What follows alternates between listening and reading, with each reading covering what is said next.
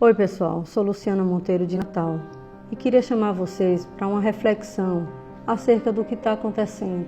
A gente fazer uma reflexão a respeito dessa quarentena. O que é que tem por trás? Se ela é realmente necessária? O que é que está acontecendo? Eu fiz um texto e peço licença a vocês para ler. Mais de 400 mil pessoas curadas no mundo e a imprensa só fala de mortos e infectados. A tragédia da audiência e a audiência dá dinheiro, muito dinheiro. A mídia há tempos não tem audiência tão alta. Será que a quarentena é ruim para ela? O STF retirou do presidente a autoridade sobre a reabertura das atividades econômicas, passando a governadores e prefeitos essa prerrogativa, dinheiro de rodo, para gastarem como bem entenderem e sem prestação de contas. Será que a quarentena é ruim para eles? Há um remédio que já foi autorizado pela FDA, que é a Anvisa dos Estados Unidos, pela Anvisa daqui e pelo Conselho Federal de Medicina, com eficácia conhecida há muito tempo e comprovada, mas apressaram-se em desmerecê-lo porque ficou conhecido como remédio de Bolsonaro. Informaram, desmereceram e negaram a esperança e cura para as pessoas por questões pessoais e políticas. Se não fosse eficiente, o Dr. Davi Wipper, coordenador do Centro de Contingência de São Paulo, tomaria inclusive com autoprescrição e que se curaria? E o Dr. Roberto Calil, médico do Hospital Sírio-Libanês, médico de Lula e Dilma, inclusive, tomou e foi curado. O general Heleno Wajgarten, um veterano da Segunda Guerra com mais de 90 anos, a mãe dos donos do Prevent Senior, concorrente do plano que o ex-ministro Mandetta trabalhava, mas também tomou e se curou. Na saúde, sabemos que mesmo o remédio certo tem que ser dado no momento certo e na dose certa. Sabe-se também que a diferença entre remédio e veneno é a dose. Doses erradas, para cima ou para baixo, é contraindicado e perigoso.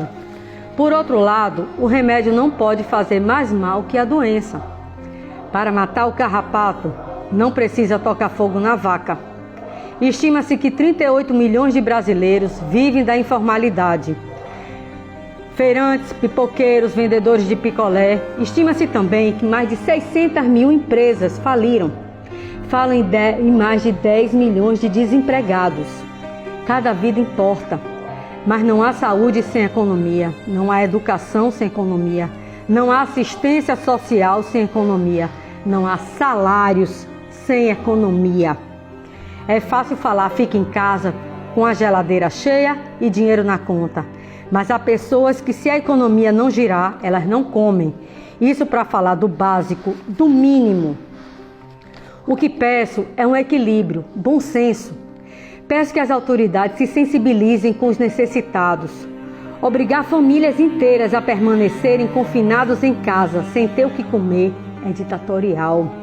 É de uma insensibilidade e indiferença sem nome. Países como Japão, Suécia, Polônia não fecharam uma bodega sequer, mas mantiveram a economia e os empregos, se protegendo e protegendo os outros, usando máscara, distanciamento, álcool e superaram. Por que não podemos fazer igual? Apelo pelos empregos, pelos necessitados e, repito, há muitos lucrando com a tragédia. Pânico espalhado na população não ajuda nem resolve. Informação e atitude, sim. Quantas epidemias já enfrentamos? Gripe suína, gripe aviária, H1N1, H2N3, cólera. Na H1N1, usamos o Tamiflu e superamos. Por que essa é diferente? Vemos governos prendendo cidadãos nas ruas e em casa e soltando criminosos a quem estão atendendo. Por que gestores se negam a liberar as atividades com as devidas precauções? Só há no mundo inteiro um trabalho sobre quarentena e esse trabalho é da China, a mesma que originou essa e outras pandemias. Mídia lucrando, políticos lucrando e nós sofrendo. Será que estão mesmo preocupados com o povo? Freud, o pai da psicanálise, médico, dizia que a humanidade prefere a fantasia. A fantasia é mais sedutora que a realidade. A mentira é mais doce do que a verdade. Mas a mentira dói muitas vezes e a verdade dói uma só. Pensem nisso.